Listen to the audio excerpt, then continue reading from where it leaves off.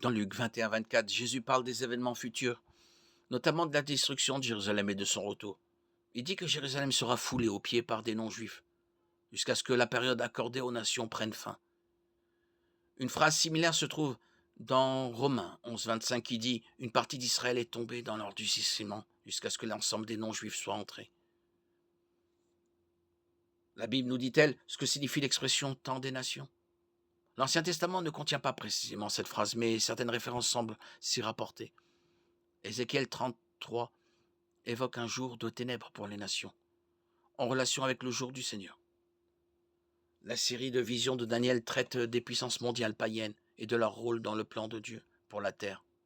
L'image d'or, d'argent, de bronze, de fer et d'argile de Nabuchodonosor, Daniel 2, 31-45, représente les royaumes païens successifs qui domineront jusqu'à ce que le Christ revienne et établisse son règne.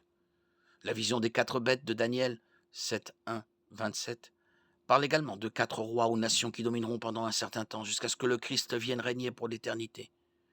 La vision du bélier et du bouc, Daniel 8, 1, 26, donne plus de détails sur ces souverains païens et sur la durée de leur domination. Dans chacun de ces passages, les païens dominent le monde, y compris le peuple juif, pendant un certain temps.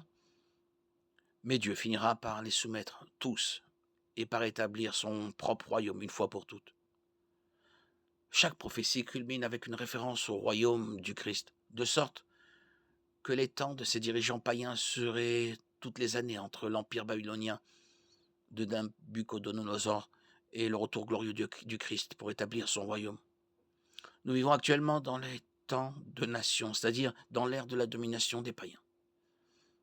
En examinant le livre de l'Apocalypse, nous trouvons des références similaires à la période de domination païenne qui se terminera avec le retour du Christ. Dans Apocalypse 11.2, Jean indique que Jérusalem sera sous la domination des non-juifs, même après la restauration du temple. Les armées de la bête sont détruites par le Seigneur dans Apocalypse 19, 17-19, juste avant le début du règne millénaire du Christ. En nous penchant à nouveau sur Luc 21-24, nous voyons que Jésus mentionne une période au cours de laquelle Jérusalem est sous la domination d'une autorité païenne. La conquête de Jérusalem par Nabuchodonosor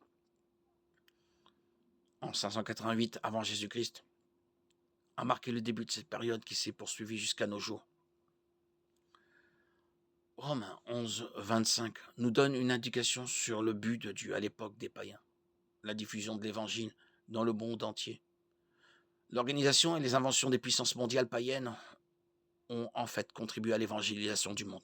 Par exemple, au 1er siècle, c'est l'usage répandu de la langue grecque et le réseau de routes romaines qui ont permis à de nombreuses personnes dans des pays lointains d'entendre l'évangile. L'un des thèmes de Romains 11 est que lorsque le peuple juif a rejeté le Christ, il a été temporairement privé des bénédictions d'une relation avec Dieu. En conséquence, l'évangile a été donné aux païens qui l'ont reçu avec joie. Cet endurcissement partiel du cœur d'Israël n'empêche pas les Juifs d'être sauvés, mais il empêche la nation d'accepter le Christ comme Messie, jusqu'à ce que ses plans soient achevés. Lorsque le moment sera venu, Dieu rétablira la nation entière.